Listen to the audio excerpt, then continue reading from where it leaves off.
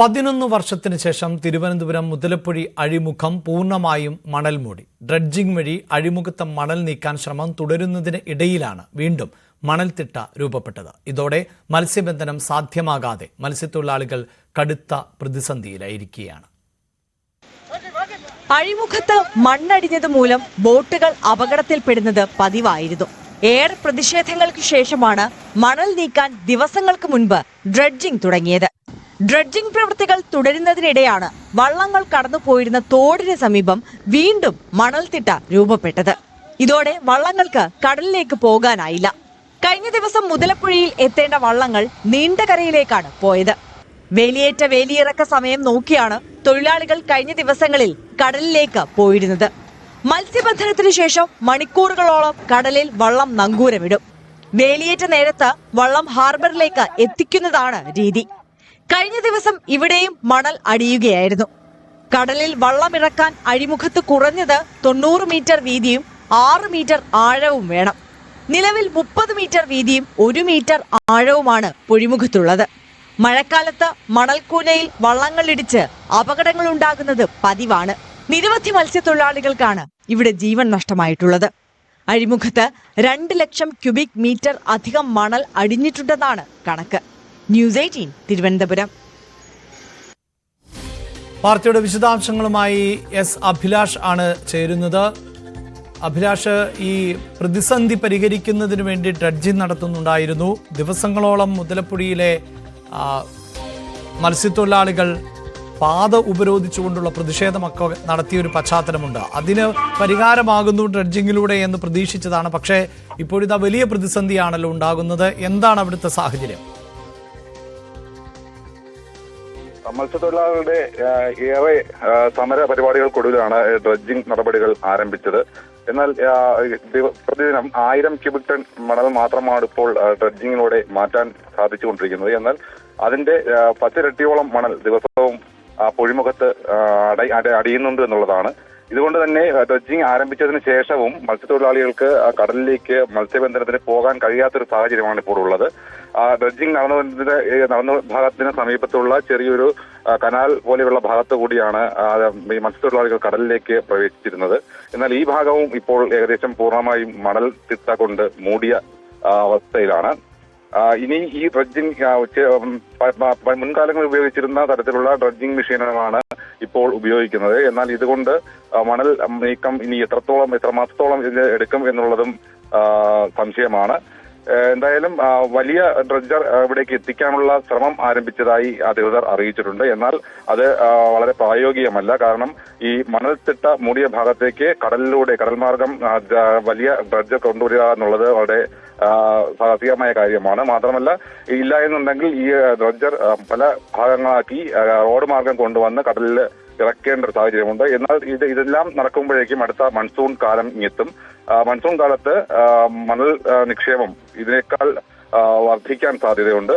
നിലവിലെ ഈ മത്സ്യത്തൊഴിലാളികൾക്ക് കടലിലേക്ക് പ്രവേശിക്കാനുള്ള തടസ്സത്തിലുപരിയായി ഈ ഭാഗത്ത് വെള്ളപ്പൊക്കം ഉൾപ്പെടെയുള്ള ഈ തീരത്തിന്റെ സമീപത്തുള്ള വീടുകളിലേക്ക് കടൽ കയറുന്നത് ഉൾപ്പെടെയുള്ള പ്രതിഭാസങ്ങളും വരും കാലങ്ങളിൽ ഉണ്ടാകാൻ സാധ്യതയുള്ളതായി മത്സ്യത്തൊഴിലാളികൾക്ക് ഭീതിയുണ്ട്. എന്തായാലും ഈ കഴിഞ്ഞ കാലങ്ങളിലെല്ലാം മത്സ്യത്തൊഴിലാളികൾ നിരവധി സമരങ്ങൾ ചെയ്തിട്ടും ഇതിനൊരു ശാശ്വത പരിഹാരം കണ്ടെത്താൻ കഴിഞ്ഞിട്ടില്ല എന്നുള്ളത് അധികൃതരുടെ ഭാഗത്തു നിന്നുള്ള ഒരു വലിയ വീഴ്ചയായി നിലനിൽക്കുമ്പോൾ ഇനി തുടർന്ന് അനിശ്ചിതകാലത്തിൽ സമരത്തിലേക്ക് തന്നെ മത്സ്യത്തൊഴിലാളികൾ കടക്കുവാനുള്ള തീരുമാനത്തിലാണ്.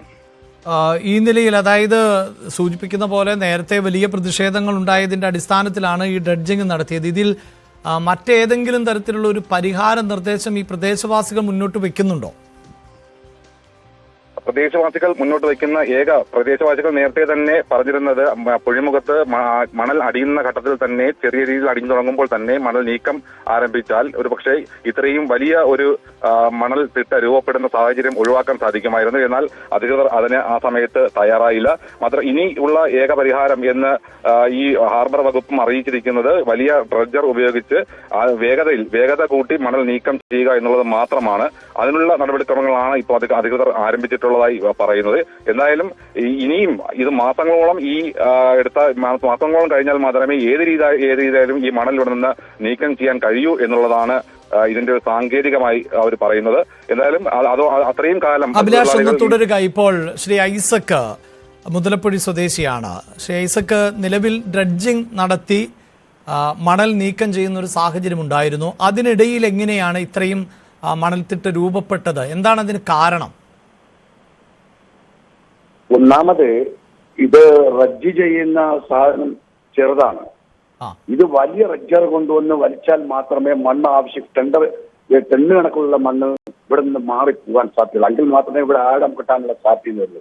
ഇത് ഏതാണ്ട് ഒരു 1 ടണ്ണ് 2 ടണ്ണ് മണ്ണെടുക്കുമ്പോൾ 5 ടണ്ണ് 10 ടണ്ണ് മണ്ണ് മറുഭാഗത്തിലൂടെ നേരെ കയറി ലെവൽ ചെയ്ത് അതാണ് ഇപ്പോഴും മൊത്തത്തിൽ കിട്ടിയായ രൂപം കൊണ്ട് ഒരു വെള്ളം പോലും പോകാതെ ഇന്നിപ്പോൾ നടക്കുന്നത്.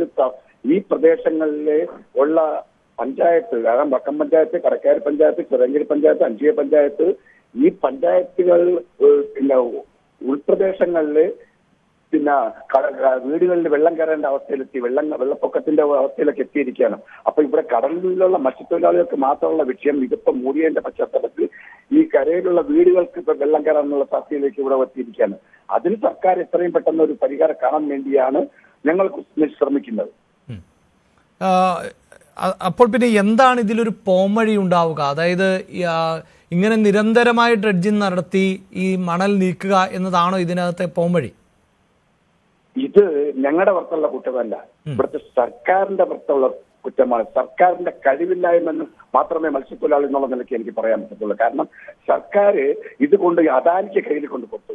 അദാനി വേണ്ടത്ര ഇത് ചെയ്തിരുന്നെങ്കിൽ ഇത്രയും ഇവിടെ ഈ തടസ്സം ഉണ്ടാവില്ല, അല്ലെങ്കിൽ ഇത്രയും അപകടങ്ങൾ ഉണ്ടാവില്ല, അല്ലെങ്കിൽ ഇത്രയും മണൽ തിട്ടകൾ അവിടെ കയറാൻ സാധ്യത ഉണ്ടാവില്ല. പക്ഷെ ഇവിടെ അദാനി മാത്രമല്ല, ഉദ്യോഗസ്ഥന്മാർ കൂടെ ചേർന്നുകൊണ്ട് അവിടെ യഥാർത്ഥം മണ്ണ് റജ്ജ് ചെയ്ത് മാറ്റേണ്ട സാഹചര്യത്തിൽ അവർ വന്ന് അല്പം മണ്ണിങ്ങനെ തോണ്ടിയെടുക്കുന്ന ഒരു അവസ്ഥയിലേക്ക് എത്തിയപ്പോൾ മണ്ണ് വന്ന് കൂടാനുള്ള സാധ്യത ഉള്ളത്. അപ്പൊ ആ സമയം മുതൽ ഇവിടുത്തെ മത്സ്യത്തൊഴിലാളികൾ, ഇവിടുത്തെ സംഘടന നേതാക്കളും നിരന്തരമായിട്ട് സർക്കാർ ലെവലിലേക്ക് പറഞ്ഞിട്ടുണ്ടായിരുന്നു മണ്ണ് റജ്ജ് ചെയ്ത് മാറ്റണം, അപകടമാണെന്ന് പറഞ്ഞിട്ട് പോലും ഒരു പരിഹാരം കാണാതെ അവരെപ്പോഴും പറയുന്നത് അദാനിക്കത്ത് പറയാം. ഞങ്ങൾ ഞങ്ങൾ പറയേണ്ടത്? ഇവരെ അധികാരത്തിൽ കയറ്റിയ മനുഷ്യരായ ഞങ്ങൾ പറയുന്നത്? അധികാരത്തിൽ ഇരിക്കുന്ന സർക്കാരിന്റെ ആണല്ലോ ഞങ്ങൾ പറയേണ്ടത്. പക്ഷെ ഞങ്ങൾ പറയുമ്പോൾ ഇവർ പറയുന്നത് അദാനിക്കത്ത് പറയാം. പക്ഷെ അദാനി ഇത്രയും കാലം കൊണ്ട് എന്താണ് ഇവിടെ മണ്ണ് റജ്ജ് ചെയ്ത് മാറ്റിയത്? ഒരു മാറ്റവും സംഭവിച്ചില്ല. അതിന്റെ പേരിലാണ് ഏറ്റവും വലിയ അപകടങ്ങൾ വരാൻ സാധ്യത ഉണ്ടാവുക, ഏറ്റവും കൂടുതലും മണ്ണ് കയറാൻ സാധ്യത ഉണ്ടെന്നാണ് ഇവിടുത്തെ മത്സ്യത്തൊഴിലാളി എന്നുള്ളത് എനിക്ക് മനസ്സിലാക്കാൻ പറ്റുന്നത്. ഈ നേരത്തെ നിരന്തരമായി ഇത് വാർത്തകളിൽ ഇടം പിടിക്കുന്നതാണ്. അവിടുത്തെ പ്രദേശവാസികളടക്കം റോഡ് ഉപരോധിച്ചുകൊണ്ടുള്ള പ്രതിഷേധമൊക്കെ നടത്തിയിരുന്നു. ഇനി ഏത് തരത്തിൽ മുന്നോട്ട് പോകാനാണ് പ്രദേശവാസികളുടെ തീരുമാനം?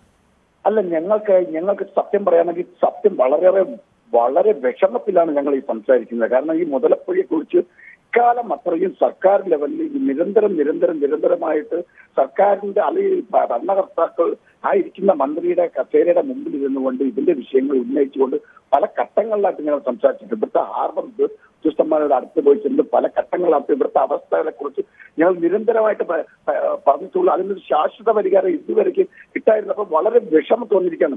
ഇതിനൊരു പരിഹാരം കാണണമെന്ന് പറയുമ്പോഴത്തേക്കും വലിയ റജ്ജർ കൊണ്ടുവന്ന് എത്രയും പെട്ടെന്ന് രാത്രിയും പകലെ 24 മണിക്കൂറിൽ പ്രവർത്തിച്ച് ഇത് മണ്ണ് മാറ്റിയാൽ മാത്രമേ, ആഴം കിട്ടിയാൽ മാത്രമേ ഈ വഴിക്കൂടെ തൊഴിൽ പോകുമ്പോൾ ഇപ്പൊ ഒരു കട്ടമരം പോലും ആ ഭാഗത്ത് ഇറക്കാൻ പോകാത്ത അവസ്ഥയിലെത്തിയിരിക്കുകയാണ്. 40 കോടി സത്യം പറയുന്ന വിഷമമുണ്ട് ഞങ്ങൾക്ക് പോലും. ഖജനാവിൽ നിന്നും 40 കോടി രൂപ ചെലവാക്കിയ മുതലപ്പൊടിയാണ് ഇന്ന് ഒരു മനുഷ്യന്റെ തൊഴിൽ ചെയ്യാനുള്ള അവസ്ഥയിലെത്തിയിരിക്കുന്നത്. വളരെ നന്ദി ഞങ്ങളോട് പ്രതികരിച്ചതിന്. അഭിലാഷ് വീണ്ടും തുടരുന്നുണ്ട്. അഭിലാഷ്, അവിടുത്തെ മത്സ്യത്തൊഴിലാളികളുടെ ദയനീയാവസ്ഥയാണ് അവർ പറയുന്നത്. അവരുടെ ഉപജീവന മാർഗം ഇല്ലാതാകുന്നു.